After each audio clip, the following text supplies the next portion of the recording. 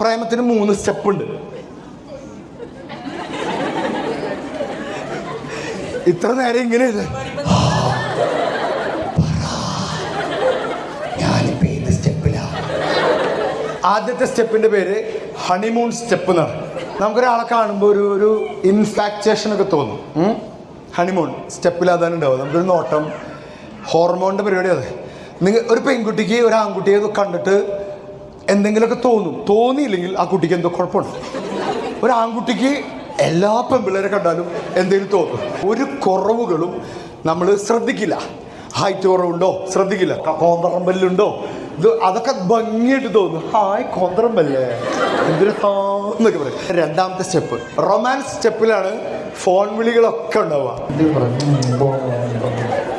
എപ്പോഴും അയാളെക്കുറിച്ച് ചിന്തിച്ചുകൊണ്ടിരിക്കുക, അയാളെക്കുറിച്ച് പഠിക്കുക. എന്നിട്ട് ഈ റൊമാൻസ് സ്റ്റെപ്പിൽ നമ്മുടെ ഏതെങ്കിലും ഫ്രണ്ട്സ് ഉണ്ടെങ്കിൽ ഉണ്ടല്ലോ നമ്മളെ ജീവിതം തീർന്നു. എപ്പോഴും മറ്റൊരു എടി അവൻ എന്നെ നോക്കി, അപ്പൊ നമ്മൾ അതിന് ഞാനത് വേണം. അയ്യോ. മൂന്നാമത്തെ സ്റ്റേജാണ് പവർ സ്ട്രഗിൾ സ്റ്റേജ്. ഈ റൊമാൻസ് ഒക്കെ കുറച്ച് കഴിഞ്ഞാൽ കത്തി താഴെ പോകും. അത് കഴിഞ്ഞ് പിന്നെ മൊത്തം ഒബ്സർവേഷൻ ആയിരിക്കും.